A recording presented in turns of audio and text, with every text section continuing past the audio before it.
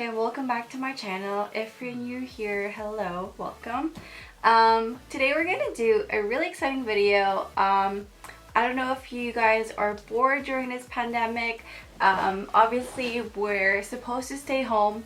Luckily I am still working. I'm working from home, but I know a lot of people that are pretty much like bored out of their minds, so I created this video for you guys. These are basically just 10 ideas or 10 things that you guys can do while you are stuck at home. And I shouldn't really say stuck at home because it's a really good time to kind of focus on yourselves. So if you guys want to know what I've been doing, or if you guys just want to get ideas of things to do while you're at home, then keep on watching.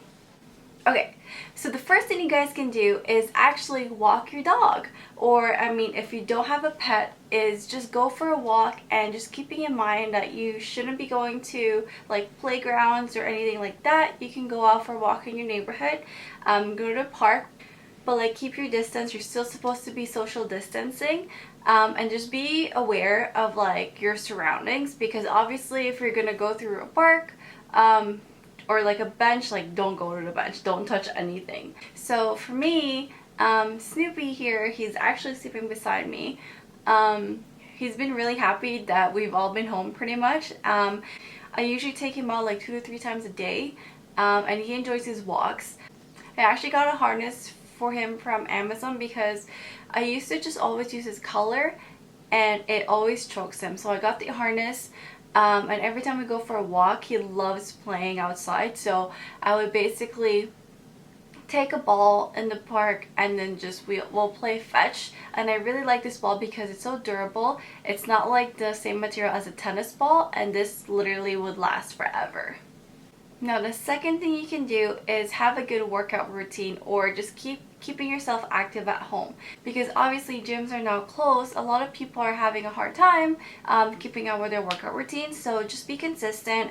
I usually do like I go into elliptical, or I do like a HIIT workout, or I do like just some like random exercises, and then I would also do yoga like every other day or something like that. Now, working out at home, there's a couple things that I always need. First is my Fitbit. I mean, I wear my Fitbit pretty much all the time. The only time I take it off is when I charge it, or is when I shower. I love the Fitbit because it actually has like workouts in it. You can help track your workouts. So like if I go into elliptical, I'll choose the elliptical option. I'll keep track of like how many calories, like my steps, how many kilometers, my heart rate, and all that. And also when I do like my HIIT workout or just like regular workouts, I really like using the resistance bands that I'm showing you. It really makes my workout like more intense. Like it freaking burns my legs. And then in terms of my mats, I usually use this pink one when I do my HIIT workout, which I have my shoes on and everything. And then after my workout, I would do a lot of stretching or do yoga, and then that's when I would use the teal mat, which is actually specifically for hot yoga, but obviously it's not really hot yoga, but I use it for like when I do my stretches. Another thing that I have to have when I work out is my Beats headphones. It's amazing. I love the color. The third thing you guys can do is basically declutter, clean, and organize everything and anything. So you guys have probably seen, or if you haven't, I'll link my videos below. I've pretty much cleaned and decluttered my desk where my computer is. I've also done my vanity, or like my dresser area. I still have to do my closet, which I'm kind of dreading, so I haven't done that yet. And then, you know, it could be a perfect time to change your sheets, make your bed every day. It honestly, like when I make my bed, it just makes me feel so good about myself and everything. You know, what about your makeup brushes? Like, when is the last time you cleaned them? So I actually clean my makeup brushes as well. I really love this drying rack for makeup brushes because it helps your brush like keep its shape.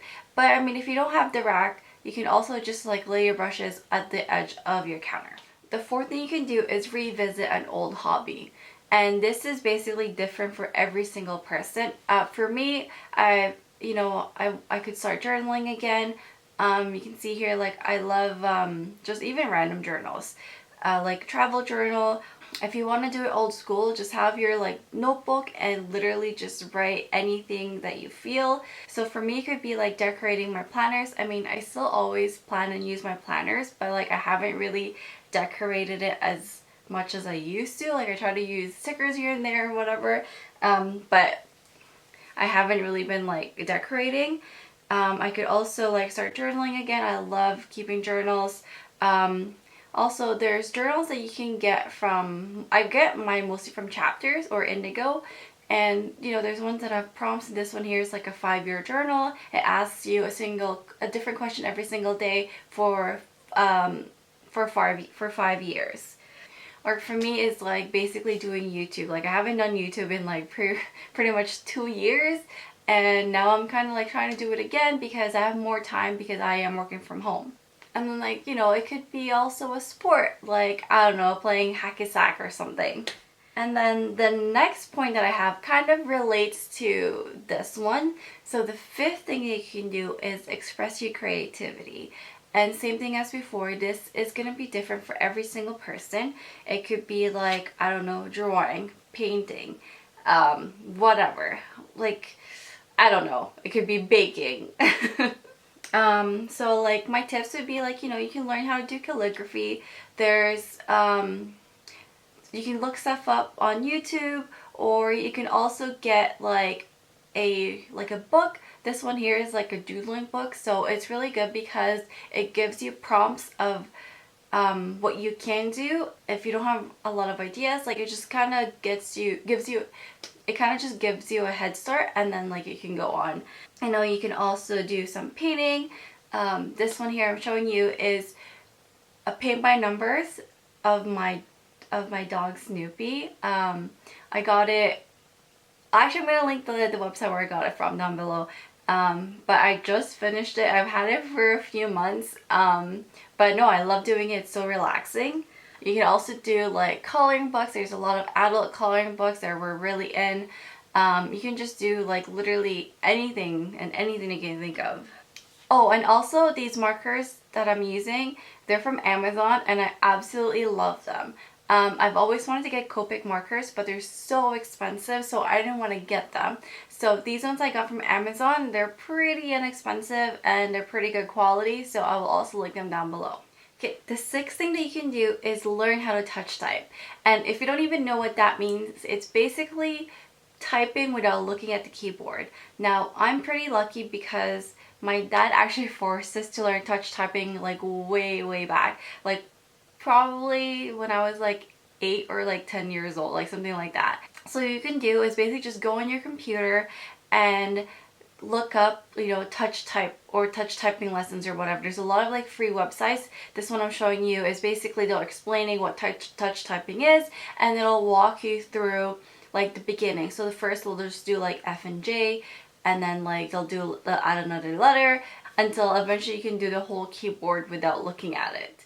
And the 7th thing you can do is register for an online course. Now this one's a little bit tricky because you might have to spend a little bit of money, but I know there are some courses online that could be free. Just look it up. Like right now I'm actually taking some project management courses, but this is kind of specific to my, well, it's not specific to my industry, but it's something that I can use at work. So I'm doing that right now. You know, there's also this website called Course of Excellence, and they literally have like tons and tons of courses that you can look into. Also you can do like Excel or something like that if you just want to, you know, it's good to learn and just be better every day. The 8th thing you can do is start a puzzle or finish a puzzle. Like, is there a puzzle that you've been wanting to finish for the longest time and you haven't? Now you have the time to do it. You know, maybe you want to learn how to solve the Rubik's Cube, or maybe you just want to start like a freaking 1,000-piece puzzle. Like, you know, I think this will be a good time. And this is me building my Harry Potter puzzle. The 9th thing that you can do is learn a new language. So I've actually downloaded this app called Duolingo, and you know what, it's actually pretty cool because before you start, they'll ask you which language you want to learn. They have a pretty good selection of different languages, and then once you pick your language, so I picked Spanish, it'll actually ask you, are you starting from the beginning or do you know a little bit of Spanish? So then like you choose whatever, and then they'll start asking you questions to kind of see where you're at. And this is what I'm doing right now. I really like it. It's really helpful. The only thing that kind of gets annoying is it's very repetitive. So we'll ask like the same questions in like different forms. So like now you're gonna, you know, pick the words, or next time you're gonna say it, or like next time you're just gonna type it out, which is good because that's the whole point. Like repetition, then you learn the language. And the 10th thing that you can do during this pandemic is learn how to play a new instrument, or just relearn how to play an instrument, or just start playing instrument again. Because personally, like for me, like I know how to play the guitar, but I haven't touched the guitar in the longest time. I've kind of know how to play the piano, not really. For me to play the piano, I literally would use like the Disney one, and I need to have the letters on it for me to play it. That, or I just memorize it.